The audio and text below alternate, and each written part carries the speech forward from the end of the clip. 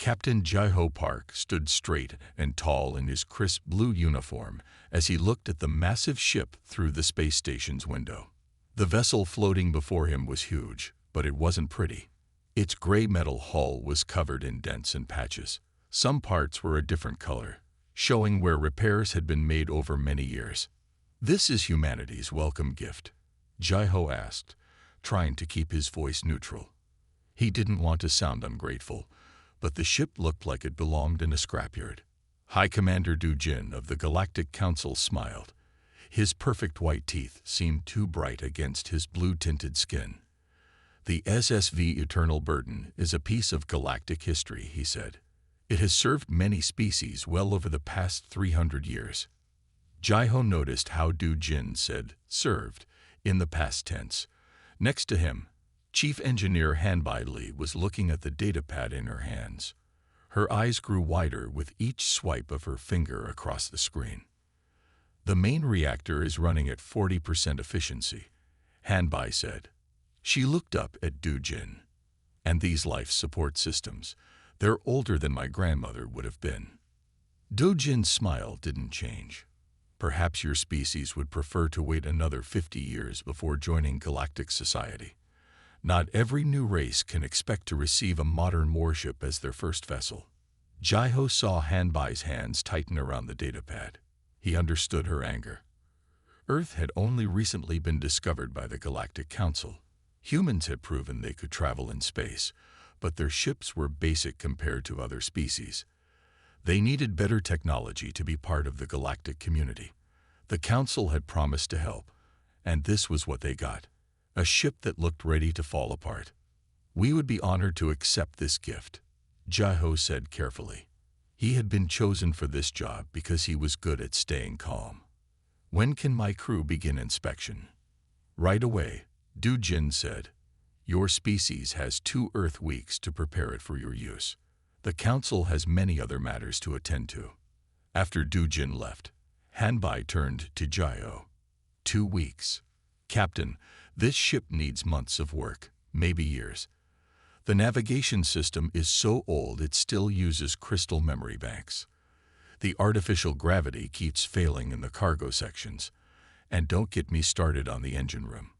Jai-Ho put a hand on her shoulder. "Then we better get started. Call the crew." Over the next 3 days, 50 of Earth's best engineers and technicians went through every part of the Eternal Burden. The news got worse with each report. The ship's computer took 5 minutes to do calculations that modern systems did in seconds. The food processors could only make basic meals. The medical bay had equipment that Earth doctors would find old. But it was the crew quarters that really showed what the Council thought of humans. The rooms were small, with hard beds and barely working climate control. Some didn't even have proper bathrooms. "They're laughing at us," Security Chief Minna Cho said during the evening meeting. "This isn't a gift, it's an insult." Jai-Ho looked around the table at his senior staff. They were all tired after days of checking the ship. But he saw something else in their eyes: pride. The Council might think this ship was junk, but it was still humanity's first real starship. "Then let them laugh," Jai-Ho said. "We'll show them what humans can do with their gift." Han-Bai, you mentioned something interesting about the reactor." Han-Bai's eyes lit up. She pulled up some diagrams on the room's display screen. "Yes, Captain. The crystal matrix they use for power regulation. It's inefficient, but I've never seen anything quite like it. With some modifications." Jai-Ho smiled as his chief engineer explained her ideas. The Council thought they were being clever, giving humanity a worthless old ship. They didn't understand that humans had always been good at turning junk into treasure. The Eternal Burden might be the galaxy's worst starship now, but that was about to change. Han-Bai Lee had not left the engine room for 3 days.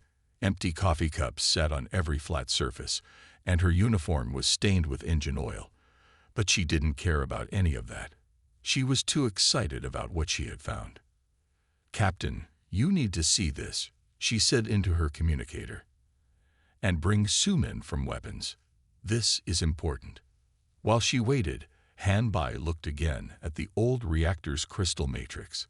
Most ships used modern plasma cores for power, but this ancient system used huge crystals to channel and control energy. It was inefficient and outdated, except for one strange thing she had noticed.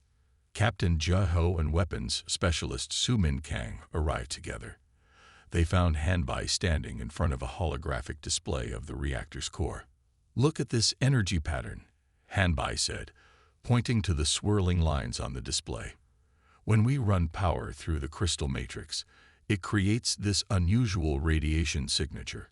I've never seen anything like it." Su-Min stepped closer to the display, his eyes narrowing. "That's interesting. The pattern almost looks like a wave that could interfere with shield frequencies," Han-Bai finished. "Exactly. The Council gave us this ship because they thought the crystal technology was worthless. But what if we could use this radiation pattern as a weapon?" Jai-Ho looked concerned. "Weapon? Han-Bai, we're supposed to be fixing this ship for basic space travel, not turning it into a warship." "Captain," Su-Min said quietly, "you've seen the reports about the Drachnid Empire. They've been pushing closer to Earth's sector every month. The Council ignores our concerns, saying we're too new to understand galactic politics. But what if we could defend ourselves?" Han-Bai pulled up more data on the display. "The crystal matrix is huge, much bigger than it needs to be for simple power generation. I think whoever built this ship originally had other plans for it, plans they never finished." She touched some controls, and the display changed to show her calculations. "If we redirect the power flow through these secondary crystal chambers, and Su-Min helps me design a focusing system, we could create a weapon that no one else has," Su-Min said, getting excited. "Modern ships don't use crystal technology anymore. They wouldn't expect it. They wouldn't even know how to defend against it." Jai-Ho was quiet for a long time. He walked around the holographic display, studying the patterns. Finally, he asked, "How long would it take?" "2 weeks to test the concept," Han-Bai said. "Maybe 2 months to build something that works. We can do the work while we're making other repairs. No one would notice. They all think we're just trying to get this old ship working again." "The Council gave us this ship as a joke," Su-Min added.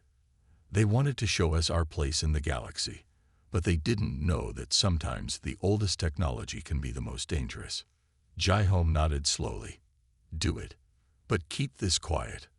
Only tell the people who absolutely need to know." He looked at the reactor's crystals, glowing softly in their chambers. "The Council thinks they gave us junk. Let's show them that humans can find value in anything." As Jai-Ho left the engine room, Han-Bai was already calling her best engineers. They would work in shifts, keeping the project secret. Some would work on the obvious repairs that everyone expected, while others would help modify the crystal matrix. Su-Min stayed behind, already sketching ideas for the targeting system they would need. "This is going to change everything," he said. "The Council thinks we're primitive because we're new to space. Wait until they see what primitive humans can do with their ancient technology." Han-Bai smiled as she started her calculations. The eternal burden wouldn't be a burden much longer. Soon, it would be something else entirely, humanity's first real defense against a dangerous galaxy. The young physicist Tai-Wan Kim stood in the engine room, staring at the crystal matrix with wide eyes. Han-Bai had called him in because of his expertise in energy patterns, but even he was surprised by what he saw. "The crystals aren't just storing energy," he said, pointing to his readings. "They're changing it. Each crystal adds its own pattern to the energy flow. It's like they're singing together." Han-Bai nodded as she worked at the control panel. "That's why we needed you. Su-Min and I understand the basic principles, but you see patterns that others miss. Can you help us direct these energy waves?" Tai-Wan walked around the crystal chamber, taking measurements with his handheld scanner. The crystals glowed brighter when he got closer, as if they were responding to his presence. "These aren't just power crystals," he said after a while. "They're amplifiers. The original builders must have known this. In another part of the ship, Schumann was converting an old storage room into a weapon control center. His team had stripped out the rusty storage racks and installed new control panels. They worked carefully to make it look like standard equipment to any visitors. The targeting system is ready for the first test, Schumann reported through the communicator. We just need the energy signal from the engine room. Captain Jiaho watched from the doorway as his crew worked. They had made amazing progress in just a few weeks. The ship still looked old and broken on the outside, but inside, it was becoming something new, something powerful. Run the test, Jiaho ordered. Low power only. Hanbai, Taiwan, and Sumin worked together, each at their stations. The crystal matrix hummed louder as power flowed through it. Taiwan called out readings as the energy levels rose. First crystal layer is active, he said. Energy pattern is stable. Starting second layer. The lights in the engine room flickered as more power flowed into the crystals. On his display, Sumin watched the energy pattern form. It was beautiful, like a dancing wave of light. Target lock achieved, Sumin reported. The focusing system is working perfectly. We can direct the energy beam with 1 meter accuracy at a range of 10,000 kilometers. Hanbai smiled as she watched her monitors. Power efficiency is at 60%, much better than the original 40%. The crystals actually work better in this new configuration. But then something unexpected happened. As the third crystal layer activated, the energy pattern changed. The wave became stronger, more complex. Taiwan's scanner started beeping rapidly. Wait, he said, excitement in his voice. The crystal matrix. It's not just adding power, it's multiplying it. Each crystal isn't just making the energy stronger, it's making it exponentially stronger.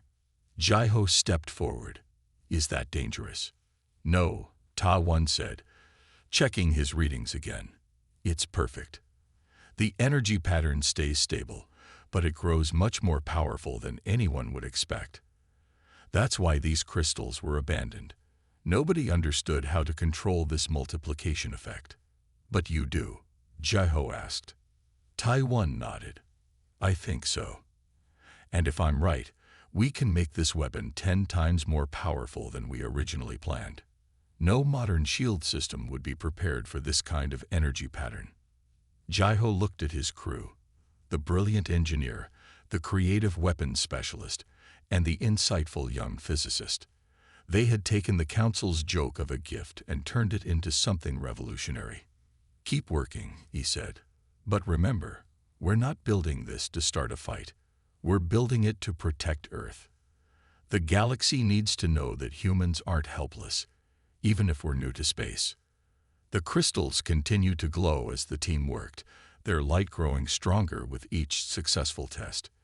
The eternal burden was slowly awakening, revealing its true potential under the careful hands of its human crew. The emergency alert woke Captain Jiaho from a deep sleep. Security Chief Mina's voice came through the ship's communication system, clear and urgent. Captain, you're needed on the bridge immediately.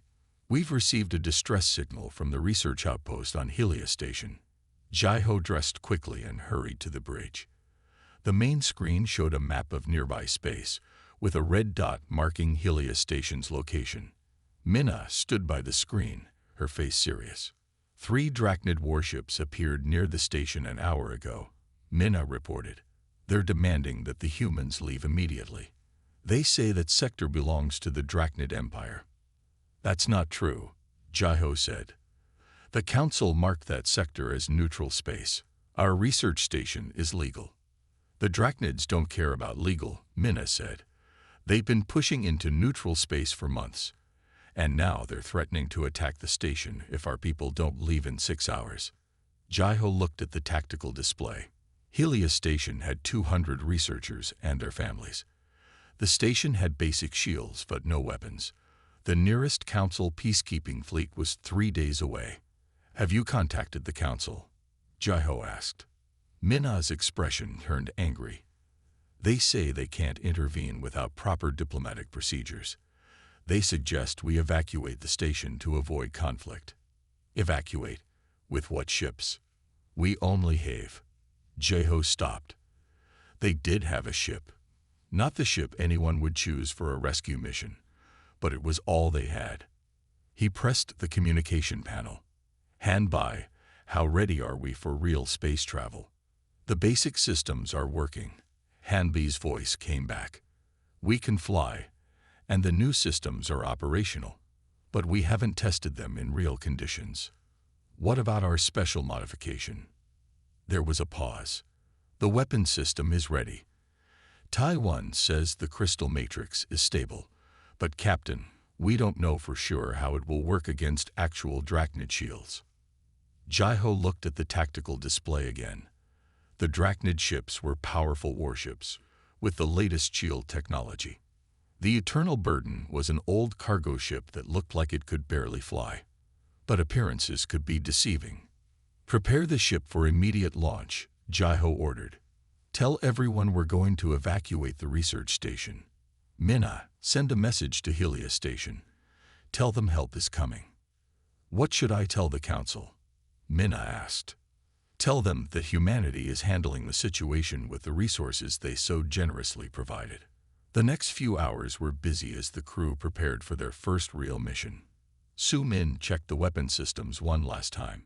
Han Bi made sure the engines would hold together for faster-than-light travel. Taiwan monitored the crystal matrix, making sure the power levels stayed stable. As they prepared to leave the space dock, a message came from High Commander Dujin. Captain Park. Dujin's face appeared on the screen, looking concerned. You cannot seriously intend to challenge Drachnid warships with that obsolete vessel. You will only get your people killed. Thank you for your concern, Commander. Jeho replied politely. But we humans have a saying. Never judge a book by its cover, or in this case, never judge a ship by its appearance. The Eternal Burden moved slowly out of the dock, its old engines groaning. It didn't look impressive. It didn't look powerful. It looked exactly like what the Council thought it was. A worthless old ship crewed by primitive humans who didn't know any better. The Drachnids were about to learn just how wrong that impression was. The Eternal Burden dropped out of faster-than-light travel near Helia Station. The 3 Drachnid warships were already there, their sleek black hulls reflecting the light of the nearby star. Each warship was 5 times larger than the old cargo vessel. They're hailing us, Minna reported from her communication station. Put them on screen, Jeho ordered. A Drachnid commander appeared on the main display. His scaled face showed amusement when he saw the human bridge crew. What is this? The humans send a garbage scout to challenge us. This is Captain Jeho Park of the SSV Eternal Burden, Jeho said calmly. We are here to evacuate Helia Station. Please allow us to proceed. The Drachnid commander laughed. Your courage is admirable, but foolish. Look at our ships. Look at yours. Leave now, and we might let you live. Sir, Su Min called from his weapons station. They're powering up their weapons. Shield strength at maximum. Jeho nodded. Commander, I ask one more time. Let us evacuate the station peacefully. You dare to make demands. The Drachnid's amusement turned to anger. Perhaps we should destroy your pathetic vessel as an example to others. The transmission cut off. The 3 warships moved to surround the Eternal Burden. They're targeting us, Su Min reported. All 3 ships preparing to fire. Jeho looked at his crew. They had trained for this, but now it was real. Han Bai, is the crystal matrix ready? Yes, Captain. Han Bai's voice came from engineering. Taiwan says power levels are stable. We can fire when ready. Su Min, target the lead ship's shields. Minimal power for the first shot. Let's test our theory. The Eternal Burden shuddered as the first Drachnid ship fired a warning shot across their bow. The message was clear. Surrender or die. Crystal matrix activated, Han Bai reported. Energy pattern is forming. Target locked, Su Min added. Ready to fire. Jeho took a deep breath. Fire. A beam of strange, shifting light shot from the Eternal Burden's bow. It looked different from normal weapon fire, more like a wave of glowing water than a laser. The beam hit the lead Drachnid ship's shields. For a moment, nothing happened. Then the shield flickered and disappeared completely. The Drachnid commander's face appeared on screen again, this time showing shock. What did you do?" "Impossible," Minna whispered, staring at her readings. "Their shields are completely down. The energy pattern didn't just penetrate them, it destroyed the whole shield system. Other Drachnid ships are powering up weapons," Su-Min reported. "They're going to target their shields," Jai-Ho ordered. "Full power this time." The crystal matrix hummed louder. 2 more beams of light shot out, hitting the other warships. Their shields flickered and died just like the first ships. The bridge was silent. 3 of the most powerful warships in known space now floated defenseless, their best protection destroyed by a weapon they had never seen before. "This is Captain Park," Jai-Ho transmitted to all 3 ships. "As you can see, your shields are down. We can target your engine cores next. I suggest you leave this sector immediately." The Drachnid ships didn't respond at first. Then, slowly, they turned away from Helios Station and disappeared into faster-than-light travel. "Report from Helios Station," Minna said, smiling. "They're cheering, Captain." Everyone saw what happened. Jai-Ho nodded. "Send a message to Earth Command. Tell them." He paused, looking at the empty space where the Drachnid ships had been. "Tell them the eternal burden just proved its worth." In engineering, Hanbai and Taiwan were checking the crystal matrix. The crystals glowed brightly, their energy patterns stable and strong. The Council's ancient technology, combined with human innovation, had just changed the balance of power in the galaxy. News of the Eternal Burden's victory spread quickly through the galaxy. High Commander Du Jin arrived at Earth's space station the very next day, his perfect smile replaced by a worried frown. "The Council demands an immediate inspection of your vessel," Du Jin announced as he walked onto the bridge. "We need to know what advanced technology you have stolen." Captain Jai-Ho stood calmly at his command station. "Stolen? This is the same ship you gave us, Commander. We have simply learned to use it well." "Impossible," Du Jin said. "That obsolete crystal matrix could never generate enough power to disable Drachnid shields. You must have installed modern weapons." Security Chief Minna stepped forward. "We will accept an inspection, of course. We have nothing to hide. However, as this is now a military vessel, we must follow proper security procedures." Minna's words were careful. Over the past week, her team had worked hard to hide the true nature of their modifications. They had installed fake panels and changed computer displays to show normal power readings. "Chief Engineer Hanbai will escort your inspection team," Jai-Ho said. "I'm sure you'll find everything in order." In the engine room, Hanbai and Taiwan were ready. They had spent all night preparing for this moment. The crystal matrix still glowed, but now it looked like a normal power system. The special modifications were hidden behind maintenance panels and false walls. "The power output is very low," one of Du Jin's inspectors said, looking at his scanner. "How did you even reach the Helios station with such poor efficiency?" Hanbai smiled politely. "We humans have learned to manage with what we have. The Eternal Burden may be old, but she is reliable." The inspection lasted for hours. The Council team looked at every system, checked every power reading, and examined every part of the ship. They found nothing unusual, exactly as Minna had planned. "I don't understand," Du Jin said when the inspection was complete. "The readings show a standard power system, barely functioning. But we all saw what this ship did to those Drachnid warships." "Perhaps," Jai-Ho suggested, "you underestimate what humans can accomplish with simple tools." After Du Jin and his team left, the crew gathered in the engine room. Hanbai and Taiwan were already working to restore their modifications. "They'll be watching us more closely now," Minna warned. "The Council doesn't like mysteries, and they really don't like feeling foolish." "Let them watch," Su-Min said as he checked his weapon systems. They won't find anything. And next time we meet the Drachnids, we'll be even stronger. Jaiho looked at his crew with pride.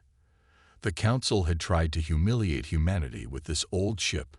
Instead, they had given humans exactly what they needed, a way to prove themselves.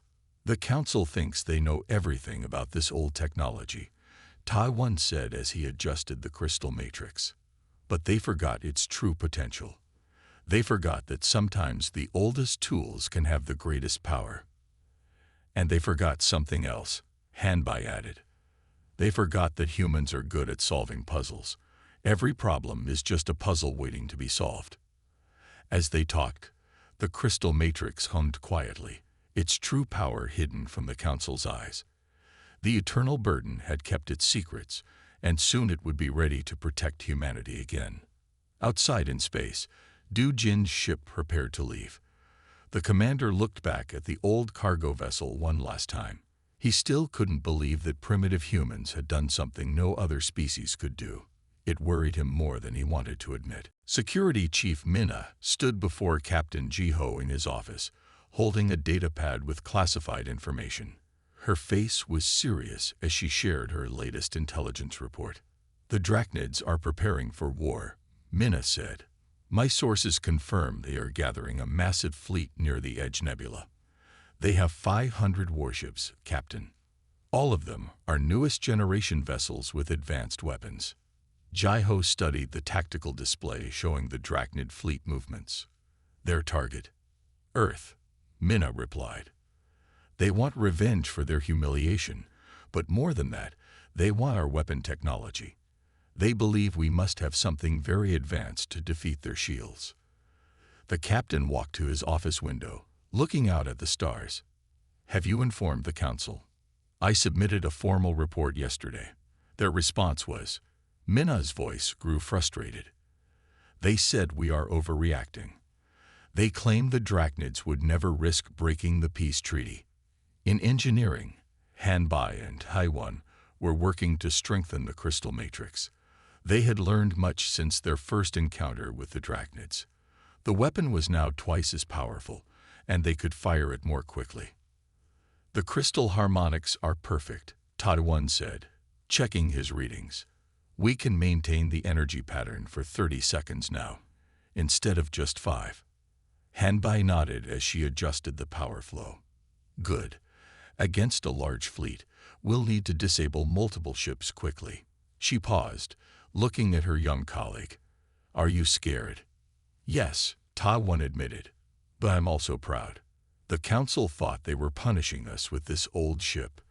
Instead, they gave us exactly what we needed. Su Min called a meeting that evening to discuss weapon targeting. The crew gathered around the tactical display in the war room, looking at the Drachnid fleet formation. They've modified their shield frequencies, Su Min explained. They think that will protect them from our weapon. But they don't understand how the crystal matrix works.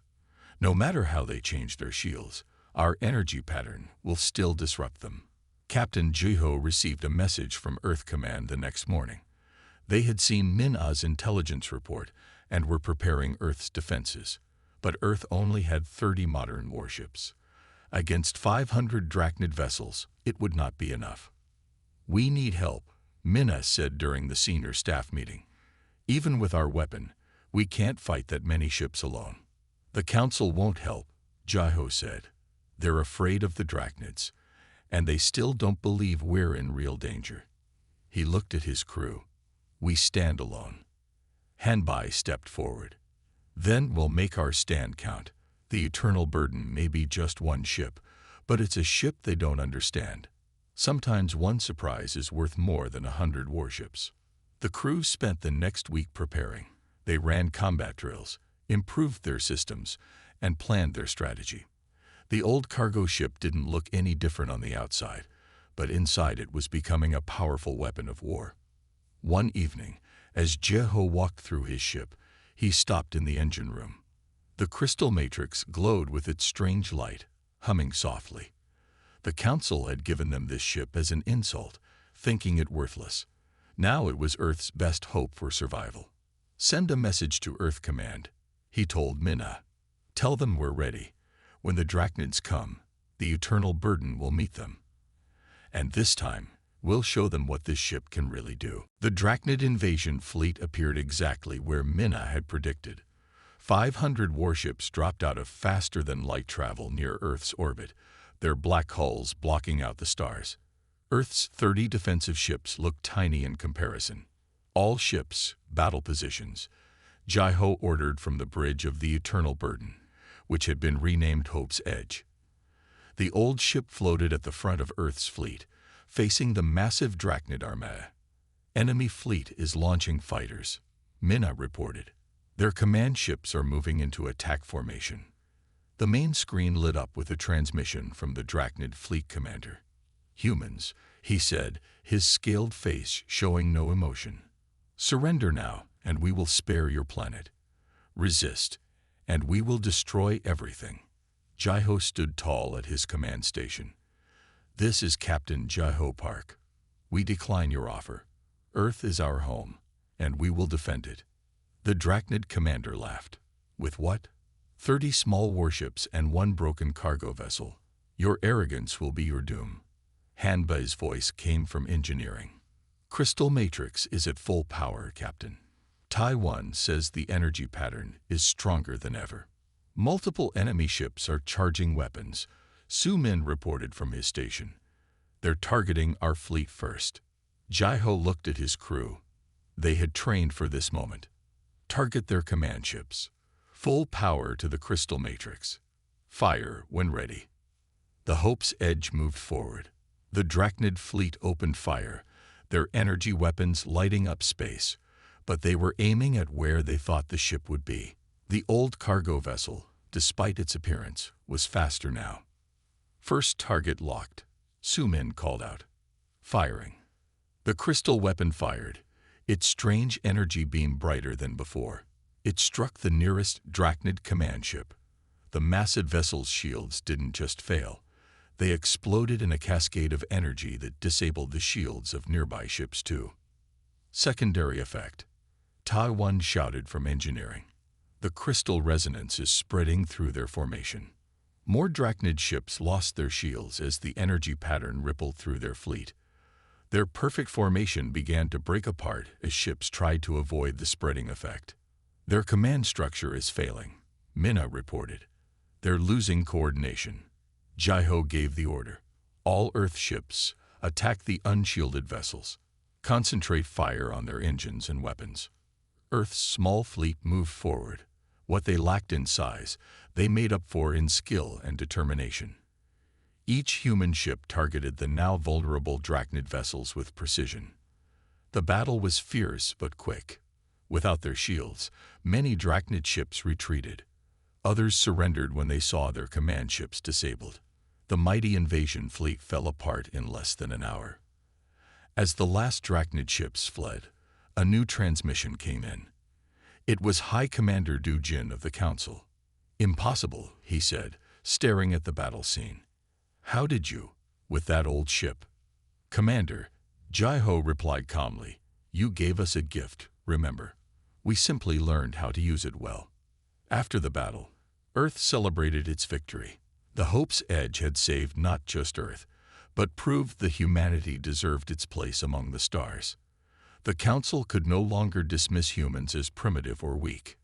In the ship's engine room, Hanbai and Taiwan watched the crystal matrix pulse with its mysterious energy.